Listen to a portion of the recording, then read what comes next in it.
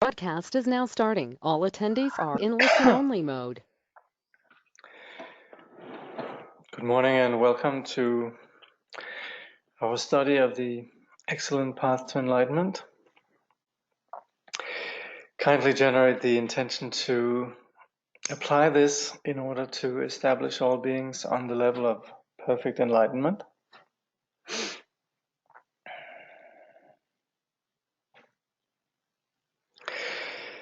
So in the text we've completed the sections on the outer preliminaries. Well, we usually refer to them as the four reflections, but they very often include two more. So 6 in all, and these reflections are the rarity of finding the conditions of the precious human rebirth with its freedoms and endowments, the impermanence of this condition, the fact that whatever we have done will have an impact in terms of who we will be, and as long as this condition of who we are is on the premise of ignorance, not properly knowing reality, we cycle in something called suffering, which is essentially something called samsara, which is essentially suffering, which is a confused condition of delusion where we suffer. And we want to reflect on the undesirable nature of this condition, and also then the fifth reflection, which is we want to ponder the value of liberation, of being free of this. Just like if we're ill, we obviously recognize the value of the cure. And then finally, particular key to the Vajrayana path, but in fact, of course, essential in all Buddhist traditions, is the relying on a living teacher, an actual living person that embodies enlightenment. In the Vajrayana, we refer to this as the guru.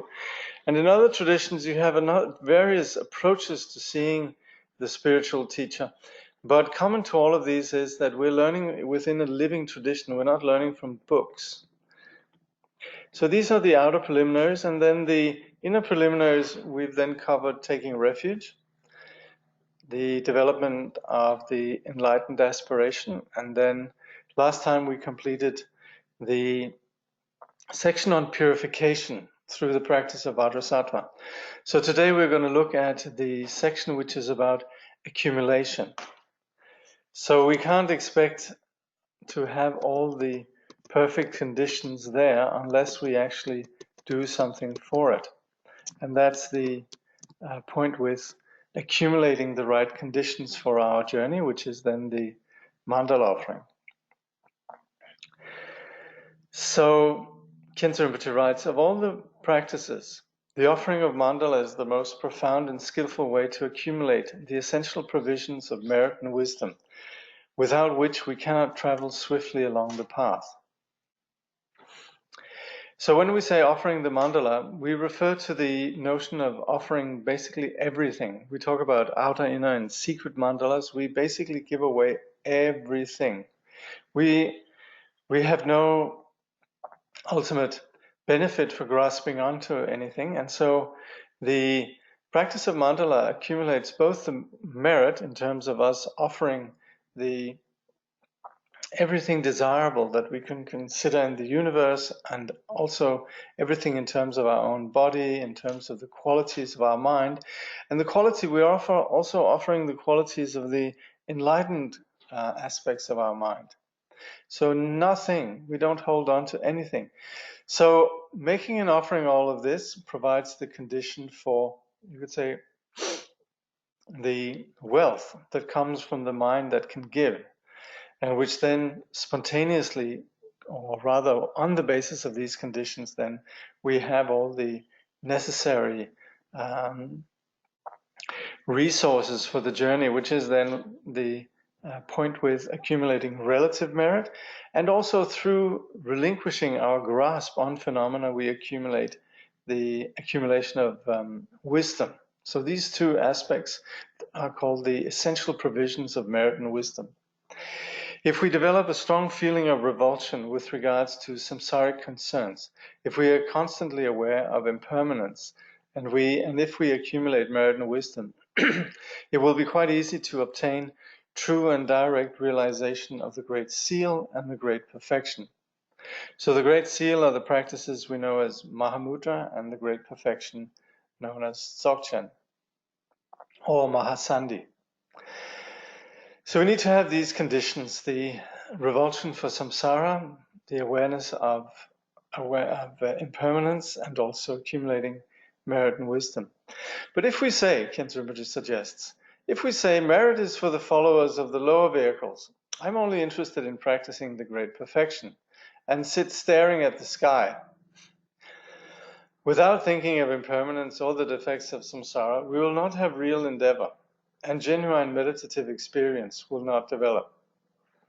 So we sometimes could come at the practice of Buddhism slightly from a theoretical angle, and really just want to adopt a new set of beliefs, a new set of dogmas, a new set of ways of thinking about life and so forth, in which the teachings on the Great Perfection, they sort of really gel intuitively and also intellectually and so forth.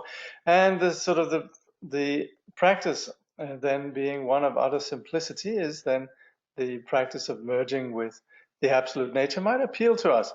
But then we are very much coming from a place of theory, and we haven't actually worked with the actual ground of who we are. The basis of who we are is a very real situation where we experience being individuals with particular needs, with a lot of likes and dislikes and challenges in various degrees. So not really integrating our who we are, confused sentient beings, on the path, and really just sort of putting all our hopes into a philosophical and theoretical appreciation, then just practicing this is not something that actually transforms us. And what Rinpoche says is genuine meditative experience will not develop. We may wish to progress in our spiritual experience and achieve ultimate realization through the Vajrayana path, which is then taking the co-emergent wisdom as the very foundation of the path. But without accumulating merit and wisdom, we will not reach that goal. So if we don't have the conditions for that, there's no going anywhere.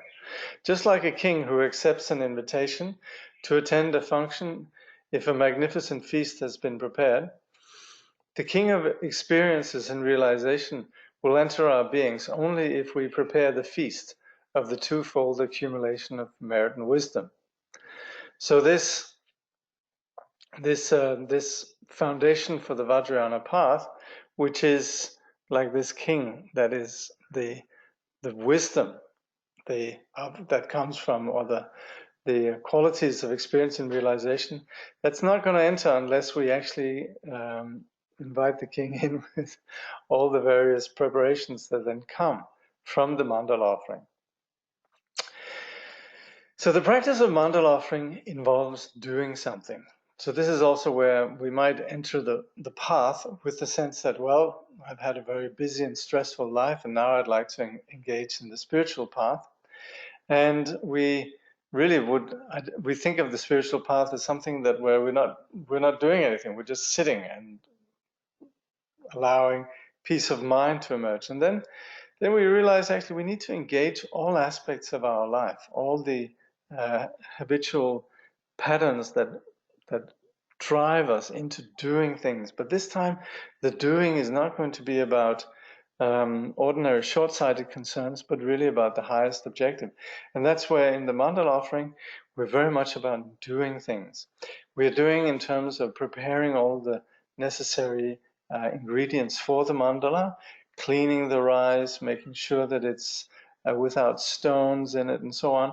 We're putting a lot of effort into to this regularly, not just thinking, oh, now I'll just buy some rice and so forth, but no, preparing the rice, dyeing it, taking care to only use rice that's fresh and not broken, and so forth, making sure we prepare a nice shrine, and also the practice itself is holding this plate that we're then visualizing as the universe, and putting all the rice down as symbols of the various features of this universe. All of that involves a lot of doing. So that's a really key ingredient in the practice of mandala offering. And also, if we look in Buddhist cultures, we actually don't see people sitting around meditating a lot. Of course they do, and that's the most important aspect of it, but there's also a place of preparing and doing a lot, going out of our way and making efforts and being elegant in terms of our actions. So around a temple, you have people making offerings very, very gracefully, and engaging in activities that are about doing things that connect us with this dimension that is beyond cause and effect, that is the absolute abiding nature of purity. But we use all these activities as a vehicle to achieve this. So as will now be explained here, then we're going to be making the offering of mandala, which means that on the basis of a plate with some piles of rice, we're going to imagine that we're offering the entire universe with all the features. And we have some classical representations of how these features of the universe. Of course, according to Indian cosmology, so this, of course, is just the provisional truth according to how the world was seen back in the day, just like we nowadays have a provisional truth about how we see things presently. And while, of course, the objective in the path is the unchanging condition of that which is beyond time and space, we use all the phenomena of our relative world as a vehicle to achieve this, and here in this case, offering the universe. Then in the Indian and Tibetan context, it was seen in this particular way. If we want to make the sort of an offering of the heliocentric universe, of course, we inevitably think in those terms. But at the same time, we can also be a little bit flexible and accommodate this vision of the classical Indo-Tibetan universe, and with the Mount Meru in the middle, and then the various continents which we then offer up. So we have Mount Meru in the middle. We have the Mount Meru with its four sides, and we would say on the basis of the sun shining on either of the four sides, then the oceans and the skies take on a particular hue. And so in our region, then the side of Mount Meru being blue, the sky and the ocean is blue. In other worlds, they're different colors. And we have a model of the universe that's surrounded by a ring of what we call iron mountains. And also then we have various features which are then part of the offering that we make, also including what we call the accoutrements or the possessions of the universal emperor, the one who owns all of this universe. But all of these features then together become what we are imagining, visualizing that we are offering. So Khyentse Rinpoche says there are many ways to perfect this accumulation, but the swiftest and at the same time the easiest and most profound is the offering of the whole universe in the form of a mandala. Depending on which of the different ngöndro traditions we're following, we make either the 37-element mandala offering, or, as here, the 7-element offering. So sometimes we have what is known as the 37 mandala, which looks a bit like, it's basically based on this visualization here. But as you can see, then there's a lot of different features. And so when we make this offering, we make 37 piles in different places, symbolizing these various features of the universe. So this image here would be symbolizes a circular plate that we have, and then the numbers correspond to the piles and the sequence of these piles when we then place them in the various locations on the plate, making the offering. But while there are 37, this classical form of the 37, then also it can be done with merely 7. So anyway, let's just see what Khyentse Rinpoche says. He says the 7-element offering of the universe as a mandala is the offering of Mount Meru, which is then, Mount Meru is the mountain in the middle here. The 4 continents, which are then in each of the 4 directions, we have then an ocean, and in these oceans we have these continents. So this here is referred to as actually over here we have this again. Over here we have the eastern, and here we have the southern. Here we have the western, and here we have the northern. So that's the 4 continents, and then the sun and the moon. So we have Mount Meru, the 4 continents, the sun and the moon. These are then 7 piles that we make on the plate. So then when you're doing this, you merely make it here, and then you make in the 4 directions. These can be sort of, depends on how we do it, and then the sun and the moon. So Khyentse Rinpoche says, according to the tradition of the ancient translations, the Nyingmapa, we also make the offerings of the 3 Kaya mandalas, the mandala of the Dharmakaya, Sambhogakaya, and Niyamanakaya. So while all the traditions offer the general Niyamanakaya universe, the manifest universe, then also we, in addition to that, in the Nyingma tradition, offer the sublime aspects of our reality, which are then, in addition to that, then the Sambhogakaya and the Dharmakaya.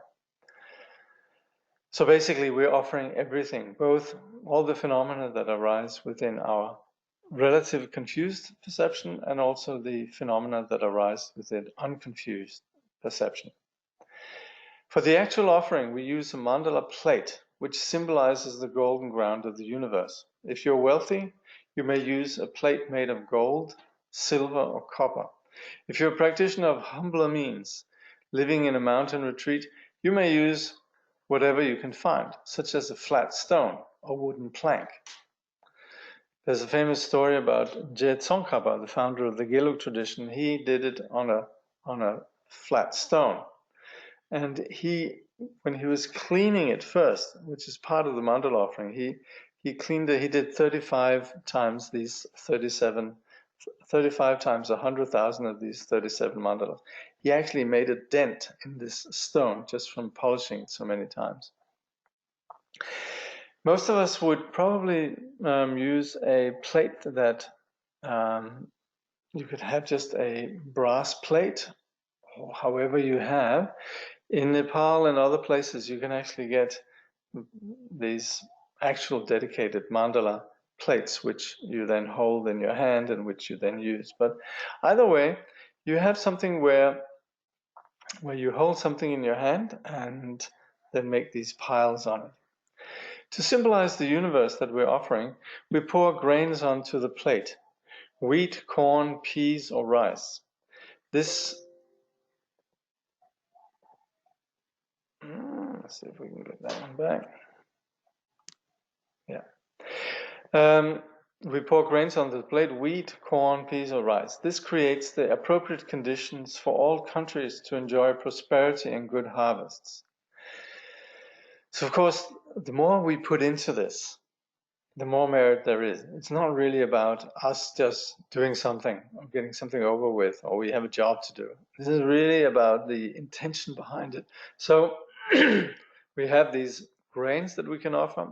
Rinpoche says we can also offer medicinal grains and plants in order to create the appropriate conditions for dispelling epidemics and diseases throughout the world.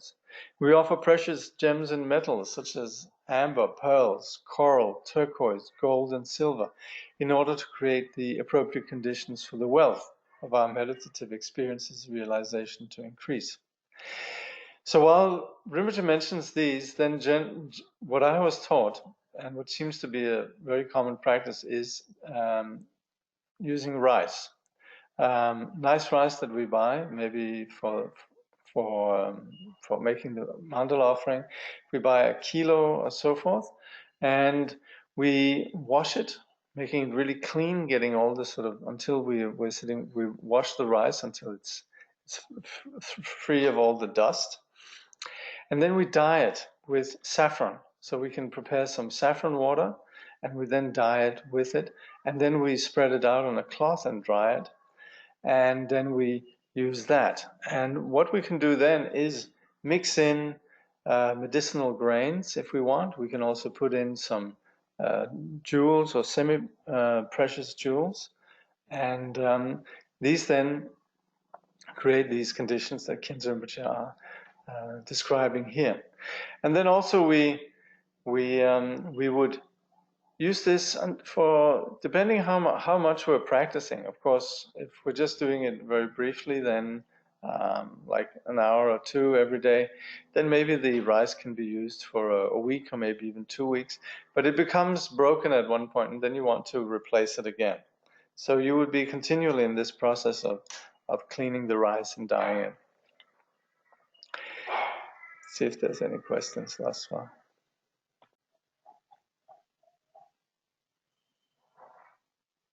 Yeah, someone saying, my understanding was that in front of us is white, Purva Videha, and the blue to our left, Jambudvipa, etc. Yes, that's right. That's right. It depends a little bit. It can be a bit confusing, and sometimes you do the offering with what's it called? So yes, this representation here is a little bit confusing, but anyway. We sometimes have, yes. So we sometimes have the what's it again?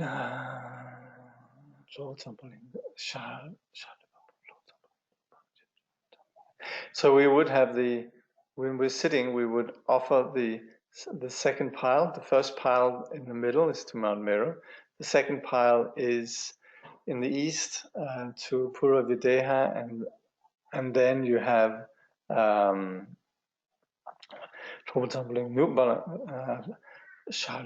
so yeah, in Tibetan, the one in the east is Lupapo, then you have Lord Sambuling, Nu Balancho, Jang, Jamyang. So in Sanskrit, these have slightly different names. But anyway, look, the main thing is really that we're doing it with the best of our intention.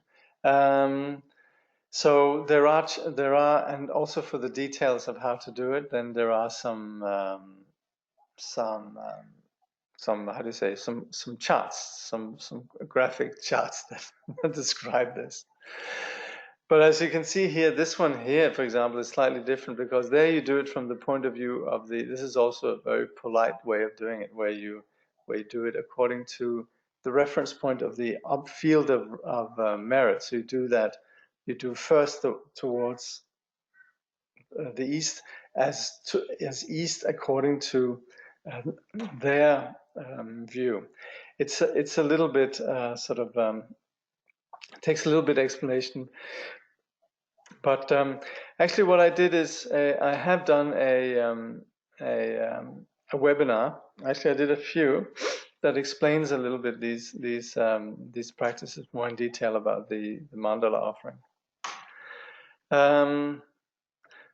Is Mount Meru a metaphor for ego? Well, I don't know if we can say that. It's not a metaphor, it's sort of like a reference point. It's a bit like planet Earth. So I don't know if we could refer to Earth as a metaphor for ego. But the thing is, with the offerings that we're doing here,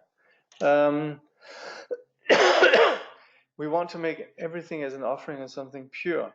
So at this point, when we're making an offering of the manifest universe, we're really seeing it in terms of a pure realm that we're offering. We're seeing it in terms of all the natural beauty that exists within the universe. So we're not really thinking in terms of our confused constructions.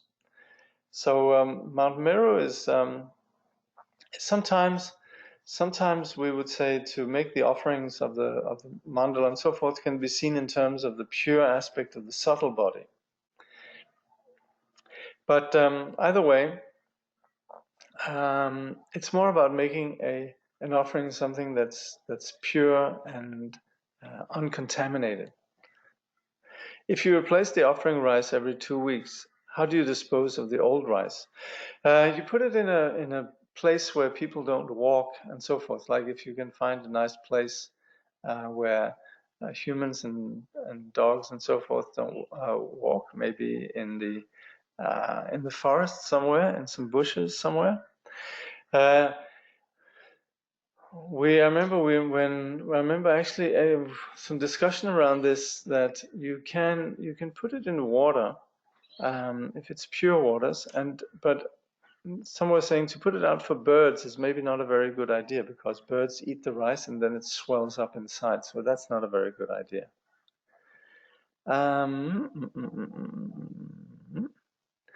So someone saying, we do not have this image of the mandala, neither of Vajrasattva, inside the Longchen section. Could you upload them? Oh, really? Gosh, okay. Interesting. Okay. All right. Could you shoot me a mail to just remind me to do that? But I'm very happy to. I'll get in touch with the what's it called, the web person. How do the 4 continents fit within the 6 realms? Well, we generally would say the 4 continents, they're sort of part of the human perception of the world. So of course there is within the Asian or the Buddhist or the Indo-Tibetan cosmology references to the 6 realms in relationship to the 4 continents. But in general, you could say this is the world as it's seen from the point of view of the human beings. Mind you, that being said, we do actually have references to, say, the God realm. And so we would say above Mount Meru, there are various God realms. There's first what we call the realms of desire, and which are the conspicuous aspect of the God realms. And then it goes higher into the form and formless God realms. So they are actually depicted here. So the humans basically in the 4 directions of the various universes, that's mainly the human realms that we're offering. And the reference here are very much in terms of the human realm.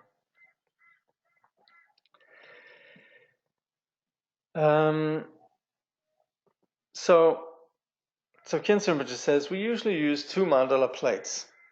One is placed on the shrine and symbolizes the object of the refuge to whom we make the offering. The other is held in the hand and symbolizes the universe that we're offering. So the 2 mandala plates, there's actually a smaller one we would put up on the shrine, and we would take some rice, which is a bit wet, and then we'd make some little piles, like cones. So one in the middle, and then one in each of the cardinal directions. And that symbolizes then the object of refuge, or what we would call the field of accumulation. The other is held in the hand and symbolizes the universe that you're offering. So, so you would hold in your hand one of these plates, then, sort of circular, that you then make offerings on.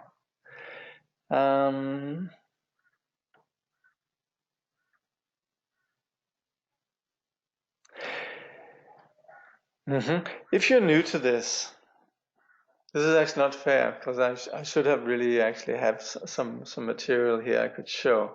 If you're new to this, let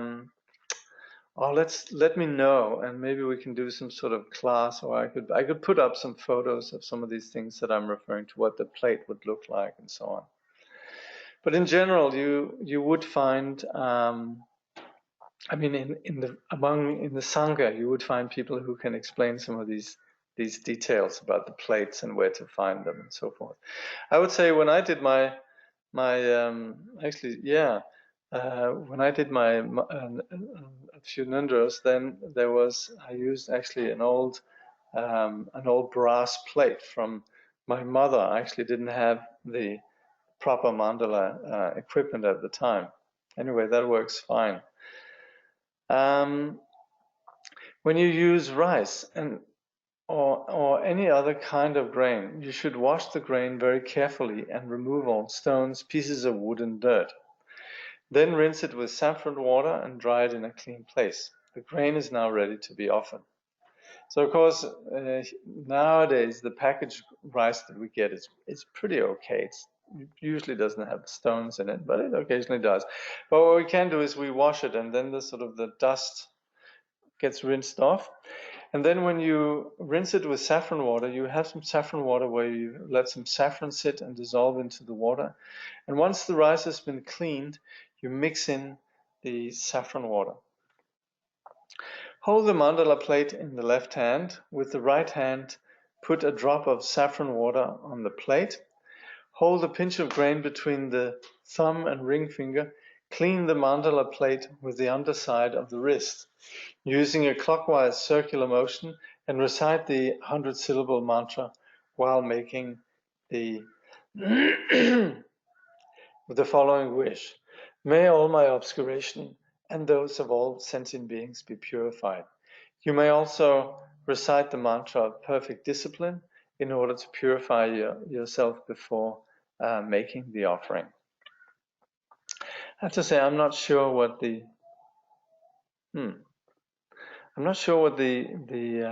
mantra of perfect discipline is, but it should be in the back of the book. Yeah.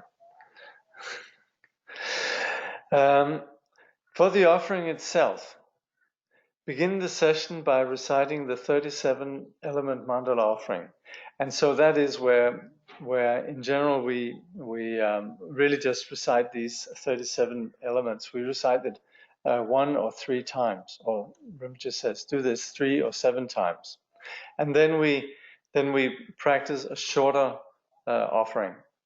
So Rinpoche says, reciting the 37 mandala offering and offering the 37 piles of rice. Do this 3 or 7 times and then concentrate on the offering of the 3 kaya mandala while reciting the following verse, each time offering 7 heaps of grain. So we synchronize then this placing these piles of rice, one in the middle and then a pile in each of the 4 directions, and then up at what is it again, at 10:30 and one down at 4:30, right? If you have a clock corresponding at 10:30, corresponding at 4:30. So you have these 7 offerings, 1 and then the 4, it makes 5, and then the sun and the moon, 7. So at that time we're imagining that we're offering the entire universe with all the key features there, and then we chant, Om Ahum, I offer the Buddha fields of the 3 kayas, riches, and clouds of offerings, outer, inner, and secret, to the 3 jewels and 3 roots. Accept them and grant the supreme and common accomplishment. Om Ahum, Guru Devadakini Saparivara, Ratna Mandala Puja Mega Ahum.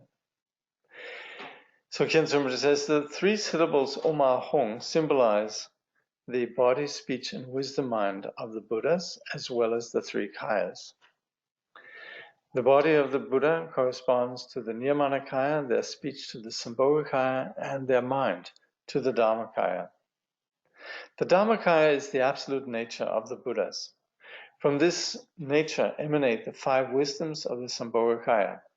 The Nirmanakaya is the omnipresent compassion that manifests itself in various aspects according to the needs and aspirations of beings. So the Dharmakaya is when we've recognized the ground of reality. So of course we, all sentient beings and Buddhas, we all possess this common pure ground, but it's when it's realized that we refer to it as the Dharmakaya.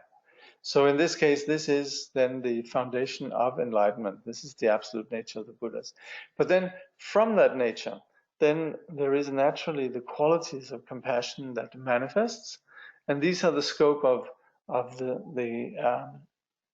sublime beings, And then the Nirmanakaya is then the way that compassion further manifests according to the various perceptions and the various needs and aspirations of beings. So this is then where enlightenment manifests itself for us, such in terms of like the manifestation of Lord Buddha or all the great sages since the time of the Buddha.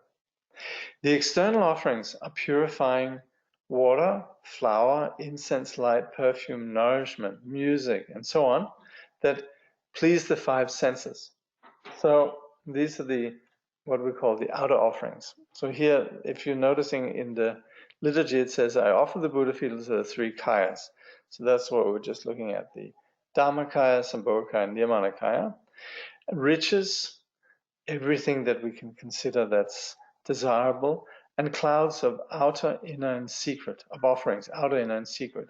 So here we're looking at the outer offerings. So these are then water, flowers, incense, light, perfume, food, and music. All that purifies the five senses. So we naturally love things that are beautiful, elegant, pleasing, and so forth. So we should consider that we're offering all of that. The internal offerings are the three offerings of Amrita, Rakta, and Toma. So these are the tantric offerings. Very often we find these in tantric ritual. We make these offerings, and they correspond then to the transmuted or the innate purity of the three poisons, which are then the attachment, aversion, and ignorance, or hatred, attachment, and ignorance. And the various sacred substances which constitute the support of the blessings and serve to repair and preserve the vows of Samaya. So the inner offerings very much which correspond then to to tantric ritual are the substances then that we use in terms of invoking blessings such as incense and so forth, and also the what we make offerings that we make to amend broken samaya, the various kinds of offerings that we make in tsok and so forth. The secret offerings are those of the 16 offering goddesses, the pleasures of the senses in union with the realization of emptiness. So these 16 offering goddesses symbolize both the senses of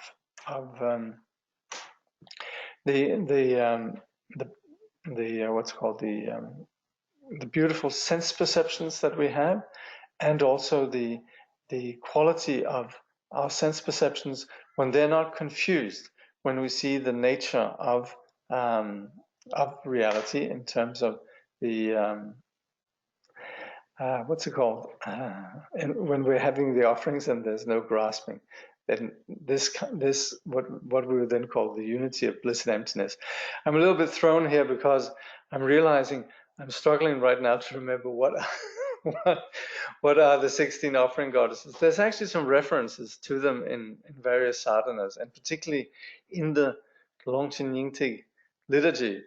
This is, of course, very embarrassing. I should know this, but it's just ages since I have come across these.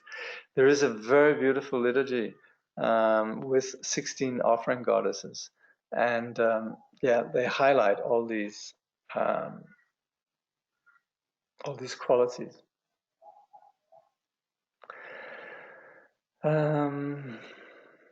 For example, in the mandala offering itself, we have 8 offering goddesses, but there are 8 more than the 16. Okay, I should look that up. Okay, I owe you. Since there's reference to it, and somewhere there is this really beautiful liturgy, and it's like I said, it's ages since I've read it, but it's very beautiful. So I should look into that. Apologies. Wow. Oh, here we have them. There's somebody here who's that's spectacular.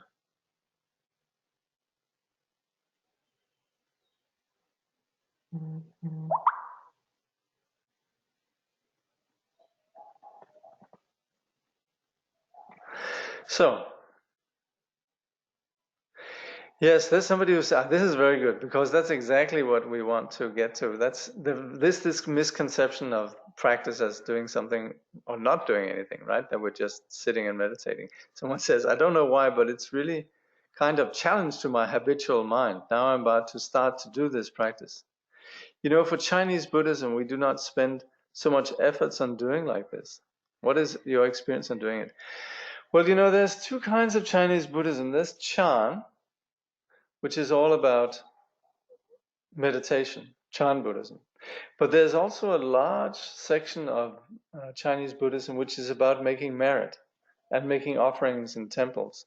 And as a result, also we can see that Buddhism has flourished tremendously in China on the basis of actually this very pragmatic dimension of making merit and offering to make merit and going through great pains with a lot of elegance in the offerings and so forth. So I don't know, possibly in Chan Buddhism, yes, but Chan Buddhism is quite special. Zen Buddhism, of course, it's key, but in China, very much the two traditions merged. And I think for most Chinese, there is a strong tradition of emphasizing the accumulation of merit. So shouldn't be entirely alien. If the country I live in, with difficulty to get saffron water, can you use something else instead? I don't know if you can use anything else instead, but look, if it's really difficult to get the saffron, then just wash the rice as best you can. What to do with the mandala rice on the altar? Yeah, that we actually keep. We can change it sometimes if it sort of is coming a bit undone. What happens when we make these sort of piles with wet rice? Then eventually sort of it dries and might fall down, you know, or if, you know, I don't know, if something happens. So you don't need to replace them specifically, but if it's needed, you can, you know. Just recently I watched a film recording the 17th Karmapa doing the mandala offering with flowers. Is that for some kind of specified offering? You can do it with all sorts of substances, and that might have been for a particular reason. So I think here someone has very kindly come up with these 16 goddesses. The lute goddess, the flute goddess, the clay drum goddess, the round drum goddess, the goddess of charm, the goddess of laughter, the goddess of garlands, the goddess of song, the goddess of dance, the goddess of flowers, the goddess of incense, the goddess of light, the goddess of perfume, the goddess of form, mirror goddess, the goddess of taste, the goddess of touch, the goddess of Dharmadhatu. Yeah. So there's the general 8 outer, and then there are I think the 5 senses, but then also some that describe the absolute aspects. Okay. Oh, I meant after finish the mandala session. Okay. No, in that case, yeah. Then you just if you finished your mandala offering, then just like the other rice, you dispose of it in a clean location. So again, with with regards to the details, there are on the ngöndro site, I think are some videos where I'm explaining quite some detail about this and actually demonstrating. I'm actually sitting with plates and showing how it's done. So it should be up on the website. If not, write to the administrator. It should be there. Also, no, if you can't find it on the website, actually, you can just shoot me a mail and I can send you the link. I have my own link, but few people couldn't find it up there, so maybe it's not easy to find. Our offerings are intended for the 3 jewels and the 3 roots, who joyfully accept them. Now, of course, they don't need these things. It's not like we're pleasing somebody, like bribing somebody or buying somebody's favor, but it's more that they're happy for us. They realize, they rejoice in our accumulation of merit. So when we make the offering, we request, where we say, kindly accept these. In return, they grant us their blessings with joy and compassion, because they see that by receiving our offerings, they gave us the means to accumulate merit and wisdom, and consequently to liberate ourselves from samsara. The mantra which concludes the offering prayer begins with Oma Hung. These 3 syllables represent the body, speech, and mind of the Buddhas, the 3 roots and the 3 bodies, as we've looked at earlier. Guru, Lama, refers to the masters of the spiritual lineage who are the root of blessings. Deva or Hla, or Yidam, refers to the deities who are the root of accomplishment. Dakini, Ngondro, refers to the female Buddha principle, the root of activity. Sapariwara means accompanied by their entourages, and Ratna means jewel. Mandala is the mandala of the universe. Puja means offerings, and Mega means clouds. A multiplies the offering infinitely. Hung is the request that the 3 jewels and 3 roots accept our offerings and pour their blessings on us. So this is briefly on the offering, but then specifically then, as we are making these offerings, we consider that we are offering these 3 kayas. If you're doing the Longchen Nyingtik Ngondro, actually there's quite some detail about that. And we actually offer a sloka. We offer four lines or a stanza for each of the mandala offerings. So here it's condensed. But if you're doing the Longchen Nyingtik, then it's slightly more elaborate. So regardless, as we're making the offerings, we're offering the manifest universe, and we're also offering the subtle aspects of, we're offering the manifest aspects, the pure manifest aspect of our reality, which is the Nirmanakaya mandala, and then also the subtle aspects of our reality, which is the Sambhogakaya, and the Dharmakaya, which is the absolute nature of our reality. So this is, if you like, the scope of how enlightened beings would see our conventional reality. Of course, you could say, in the absolute nature, there's no reference points whatsoever. But for the sake of sentient beings, then, there are these there's various ways in which the enlightened nature permeates the relative reality. And particularly for us, then, who do perceive things in terms of objectifiable phenomena, things that are out there, then we train in taking everything that we perceive and offering all of that, letting go of all of that. So the Nirmanakaya mandala, the manifest aspect, the pure manifest aspect of our reality, Khyentse Rinpoche says, begin by offering first the mandala of the Nirmanakaya, the body of manifestation. This is a symbolic offering of the universe, with Mount Meru at its center. In the east is the continent Purvavideha, made of pure crystal. So over here then, this is the eastern direction. Now, when we're doing the offering, we actually have this towards ourselves.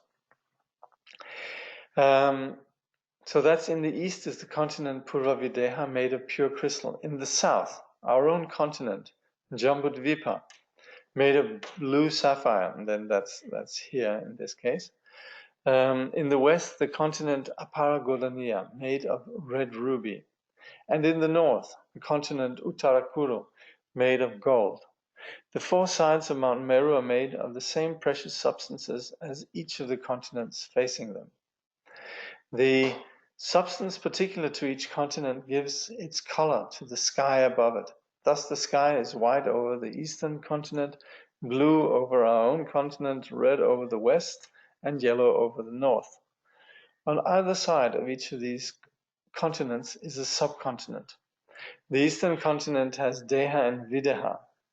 So next to each of the continents, you have these subcontinents.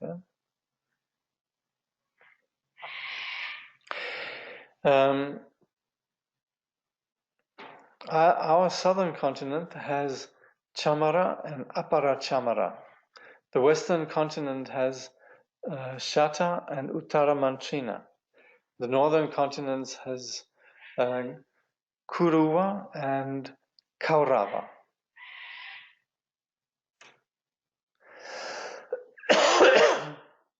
Making in all 12 continents and subcontinents.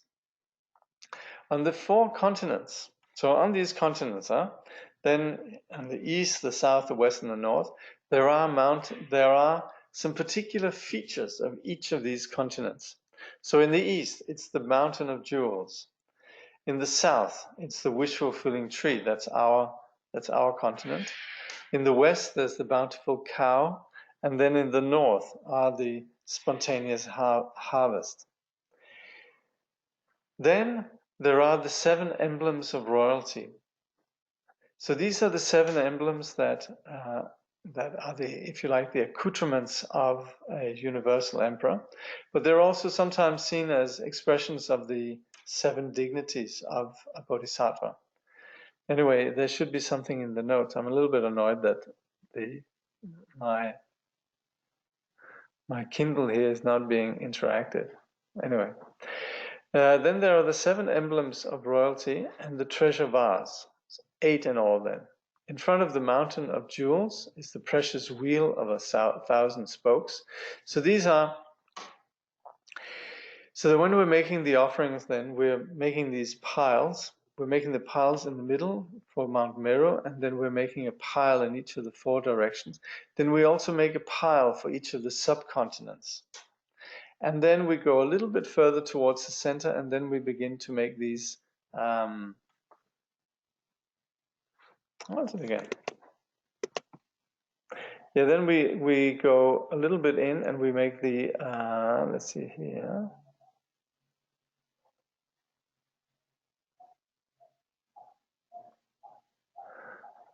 That's a bit odd.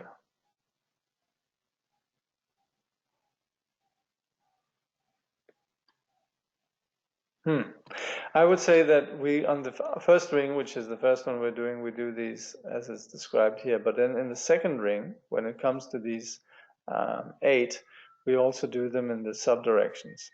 Anyway, again, refer to the video that I've done. So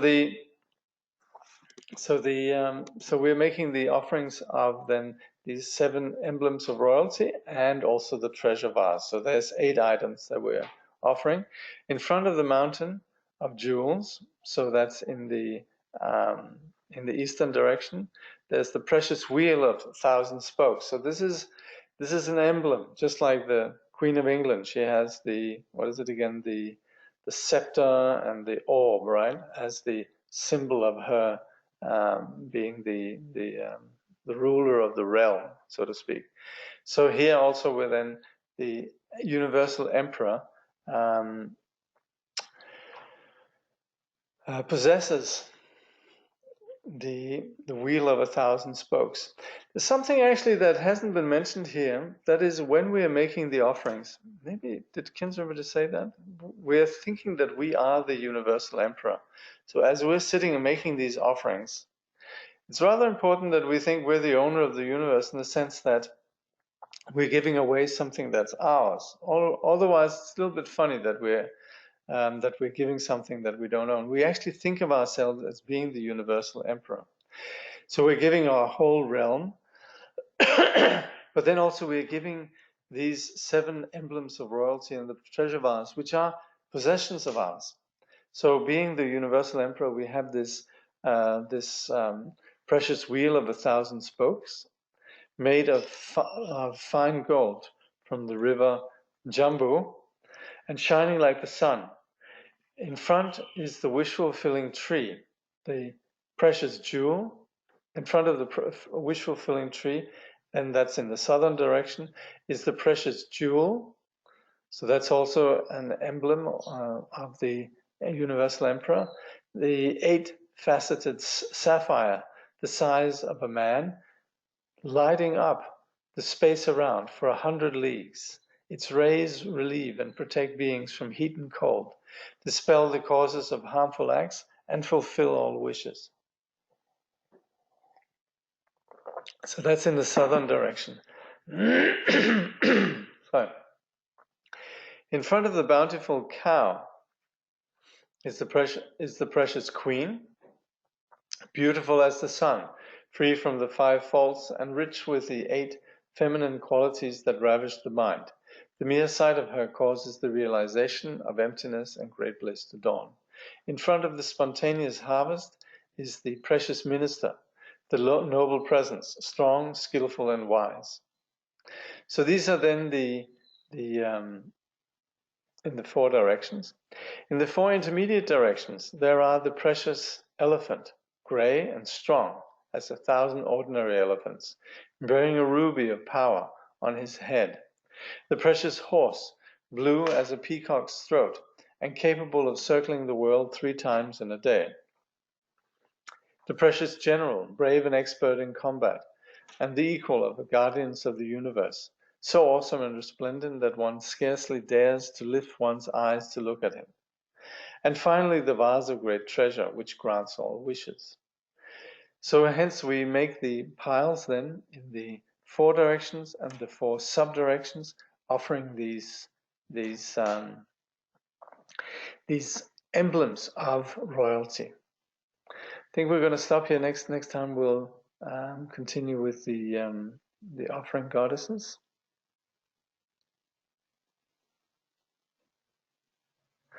That's right. Yes. So these 8 emblems of the universal emperor, they also symbolize the qualities of faith, discipline, generosity, learning, dignity, propriety, and wisdom. Thank you. Yeah. Thank you very much. Somebody came up with these.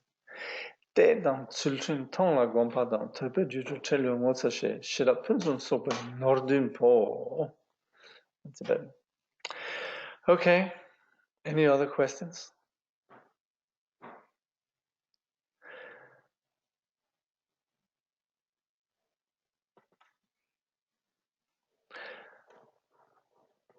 I would say if you are doing the mandala offering, then presumably this is really just reiterating what you already are doing. And if you will be doing it in the future, then whether or not there are resources in terms of the details of the practice here.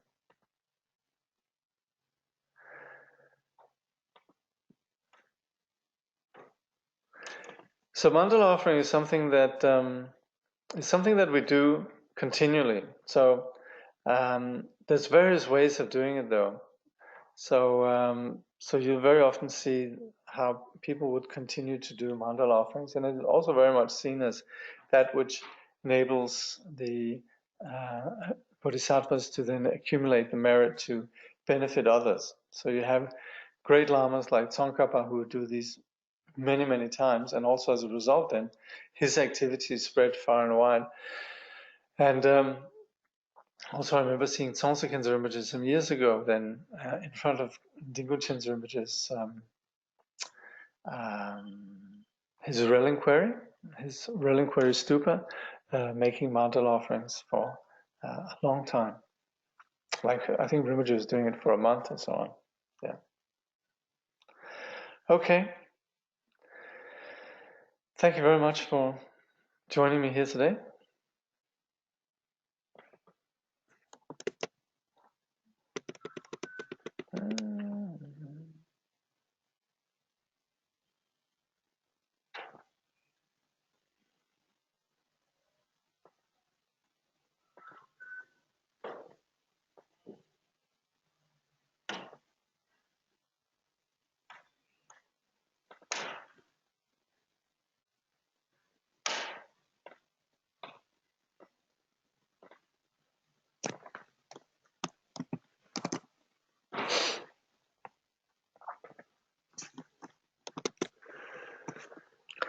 Through this virtue may all beings throughout existence awaken together without a single being left behind.